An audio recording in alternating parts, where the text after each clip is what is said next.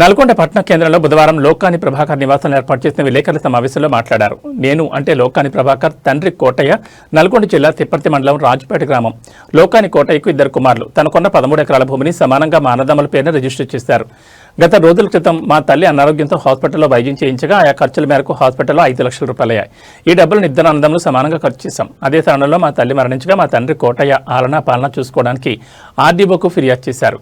దీంతో ఆర్డీఓ పిలిపించి 2 అన్నదమ్ములు ఒక్కొక్కరు నెలకు 8,000 రూపాయలు చొప్పున అంటే మొత్తం 16,000 మీ తండ్రి ఖాతాలో జమ చేయాలని ఆదేశించారు. దానికి నేను అంగీకరించాను. పెద్ద కుమారుని నేను లోకాని ప్రభాకర్, మా తండ్రి లోకాని కోటయ్య. ఏపీజీవీ బ్యాంక్ ఖాతా కరెక్ట్ లేనందువల్ల నా యొక్క ఖాతా నుంచి ఫోన్పే ఇతర ఆన్లైన్ ద్వారా మా తండ్రి ఖాతాలోకి జమ కావడం లేదు. ఈ విషయంపై పలుమార్లు ఆర్డీఓని సంప్రదించగా రేపు మాపు సరిచేస్తామని కాలయాపన చేశారు. అదేవిధంగా ఈ విషయంపై కోటయ్య ఏపీజీవీబీ ఖాతా నెంబర్ తప్పుగా ఉన్నందున కలెక్టర్ డీడబ్ల్యూఓ తెలియజేశాం. వారు ఇచ్చిన సమాధానం ఖాతా నెంబర్ సరిచేస్తామని తెలిపారు. ఇంతలోనే 4 రోజుల గడువుతో లోకాని ప్రభాకర్ పేరున ఉన్న భూమిని మా తండ్రి కోటయ్య పేరు మీదకి సేల్ డీడ్ బదిలీ చేశారు. ఈ విషయంపై ఆర్డీఓని అడగ్గా కలెక్టర్ చేయమన్నారని సమాధానం తెలిపారు. అదేవిధంగా తిప్పర్తి మండల ఎంఆర్ఓని అడగ్గా ఆర్డీఓ చేయమన్నారు, చేశానని సమాధానం ఇచ్చారు. అదేవిధంగా సేల్ డీడ్ని ఎలా చేస్తారని ఎంఆర్ఓని అడగ్గా గిఫ్ట్ డీడ్ అన్ని చేశామని సమాధానం చెప్పారు.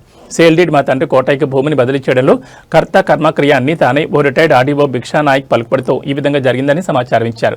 కలెక్టర్ ఉన్నతాధికారులు దీనిపై నిజానిజాలు పూర్తి స్థాయిలో విచారించి న్యాయం చేసి సేల్ డీడ్ని రద్దు చేయాలని కోరారు. ఈ కార్యక్రమంలో లోకాని శ్రీదేవి, లోకాని అరుణ్ పాల్గొన్నారు. నల్గొండ జిల్లా తిప్పర్తి మండలం రాజుపేట గ్రామం. మా తాతగారి పేరు లోకాని కోటయ్య, మా తండ్రి గారి పేరు లోకాని ప్రభాకర్, నా పేరు లోకాని ఇందు. నేను వాళ్ళ డాక్టర్. నేను లోకాని ప్రభాకర్ వాళ్ళ కూతుర్ని. మా తండ్రి గారు కలెక్టర్ ఆఫీస్కి వెళ్ళి మీరు ఎలా సేల్ డీడ్ చేశారు, కోర్టులో నడుస్తున్నప్పుడు మీరు ఎలా దాన్ని రిజిస్ట్రేషన్ చేశారు అని మా తల్లిగారు అడిగారు. కానీ అక్కడ ఉన్న కలెక్టర్ ఆఫీసులో ఉన్న వాళ్ళు మాకు ఒక రిటైర్డ్ ఆర్డీఓ భిక్షా నాయక్ చెప్పారు కాబట్టి మేము చేసాం, అతను ఏం చెప్తే ఇక్కడ అది జరుగుతుంది కలెక్టర్ ఆఫీస్లో అన్నారు. వాళ్ళు ఆయన చెప్పిందే వేదం అని అన్నారు. అలాగే ఇది మా తాతగారు 2 రోజుల క్రితం తను ఒక ఇచ్చారు పొలం రిజిస్ట్రేషన్ అయిందని. కానీ అలాగే ఇది ఇక్కడ చూడండి, ఇక్కడ ఆర్డీఓ గారు ఇది 6 నెలల క్రితం ఫోటో. ఇప్పుడు మేము డిఎన్ఏ టెస్ట్కి కూడా సిద్ధంగా ఉన్నాము. మా తాతగారిని మేము కోరుతున్నాము. అసలు మా డాడీ వాళ్ళ తండ్రి ఎవరు, అసలు తాత ఎవరు నాకు తెలియాలని నేను కూడా కోరుకుంటున్నాను.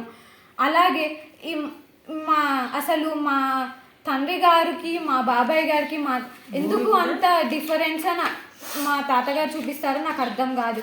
అలాగే మా బాబాయ్ గారు 2.5 ఎకరాలు మా డాడీ గారికి చేయాలి. అది అడగగానే ఈ కోర్టు కేసులన్నీ స్టార్ట్ అయ్యాయి. మా తల్లి గారికి ఇచ్చిన భూమి కూడా మా నాన్నమ్మ గారు తన దగ్గర ఉంచుకొని అప్పుడు మా బాబాయ్ గారికి పెళ్లి కాలేదు, తన కోర్టు కేసులో ఉన్నాడు, తన క్రిమినల్. ఇప్పుడు ఎవరు పెళ్లి చేసుకోరు, కోర్టు కేసులు తనకు పెళ్ళైనాక నీ భూమి నీకు ఇస్తా అన్నారు. తరువాత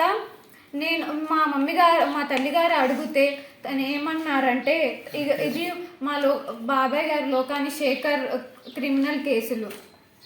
తను క్రిమినల్ మైండ్తో మా తాతగారిని మరిపించి మా డాడీ సైడు ఉండనియకుండా అసలు కొడుకు కాదు అనేటట్టు మార్చాడు మా బాబాయ్ గారు. అసలు ఏ కొడుకుకి ఇలాంటి పరిస్థితి ఉండొద్దని మేము కోరుకుంటున్నాము. మాకు న్యాయం జరగాలి. వాళ్ళకు పెద్ద రాజకీయ నాయకుల పేరు చెప్పుకుంటూ మా డాడీ గారిని బెదిరిస్తున్నారు. మా డాడీ గారికి ఎవరు సపోర్ట్ చేసినా వాళ్ళ పేర్లు పెద్ద పెద్ద రాజకీయ నాయకుల పేర్లు చెప్పి బెదిరిస్తున్నారు మా తండ్రి గారిని. కావున నేను కలెక్టర్ గారికి, ఎస్పీ గారిని కోరుతున్నాను, మాకు న్యాయం జరగాలి అని. గారికి రిజిస్ట్రేషన్ చేసినట్టు మా తాతగారు 2 రోజుల క్రితం తను న్యూస్లలో పెట్టించారు. కానీ ఇది 3 నెలల క్రితంది. చూడండి, ఇక్కడ ఎంఆర్ఓ గారు చీరల పంపిణీలో మీకు కనిపిస్తుంది తను ఎలా ఉన్నారో.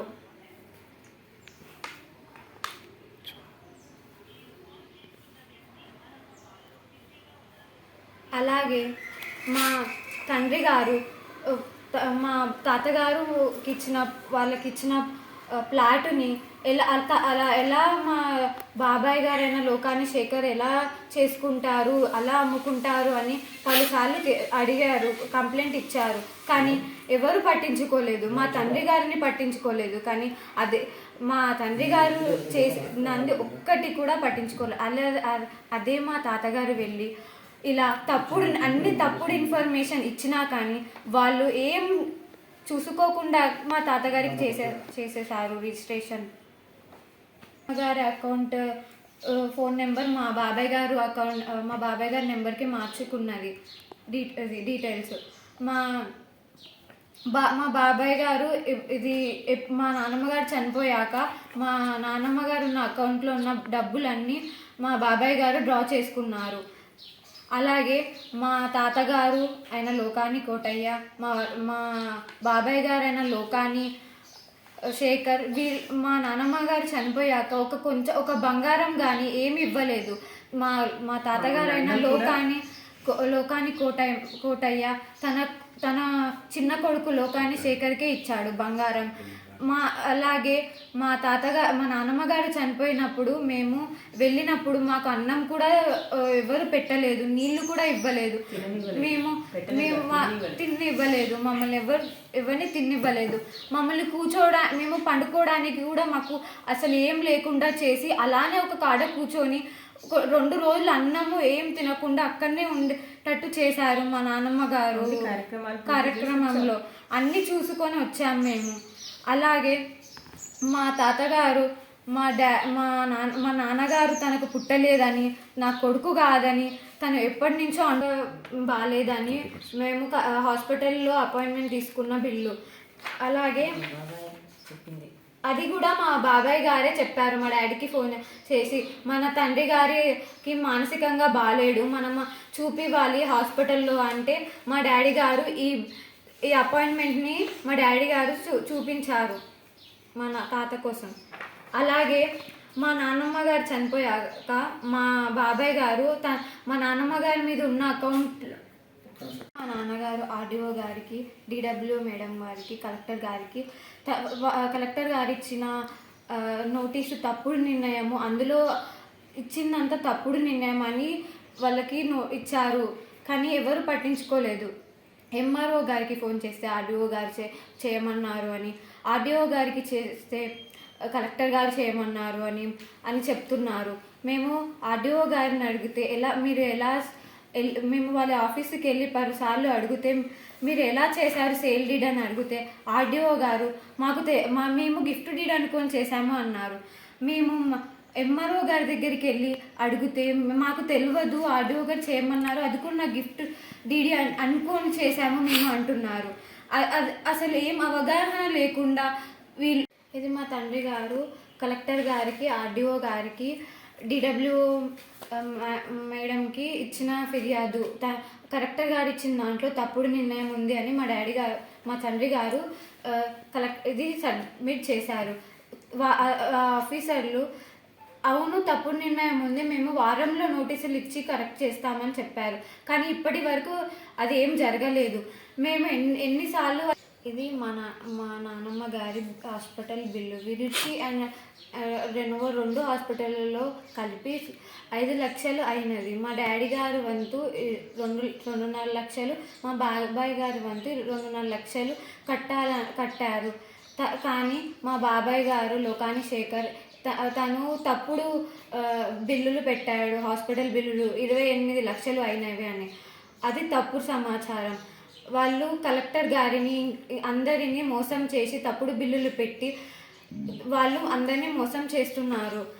మా సమాజంలో మాకు ఒక గౌరవం అన్నీ పోగొడుతున్నారు. ప్రతిరోజు ఒక కేసు పెట్టి మా డాడీని మనోవేదన చేస్తున్నారు. మా ఫ్యామిలీలో ఎవరికి ఒక రోజు కూడా ప్రశాంతత ఉండనివ్వడం లేదు. ఎవరు మాతో ఎవరు మా బాధను ఎవరు పట్టించుకోవడం లేదు. మేము కలెక్టర్ గారి దగ్గరికి వెళ్ళాము, ఆర్డీఓ గారి దగ్గరికి వెళ్ళాము, ఎంఆర్ఓ గారి దగ్గరికి కూడా వెళ్ళాము. ఎవరు మమ్మల్ని పట్టించుకోవట్లేదు. మేము మానసికంగా బాగాలేదని మేము విరిచి హాస్పిటల్లో తీసుకున్న అపాయింట్మెంట్. అలాగే మేము ఆర్డీఓ గారికి, కలెక్టర్ గారికి, డిడబ్ల్యూ మేడం గారికి మేము ఇచ్చిన సమాచారం తప్పుడు అని ఒకసారి మళ్ళీ చెక్ చేయమని ఇచ్చిన నోటీస్ ఇవి.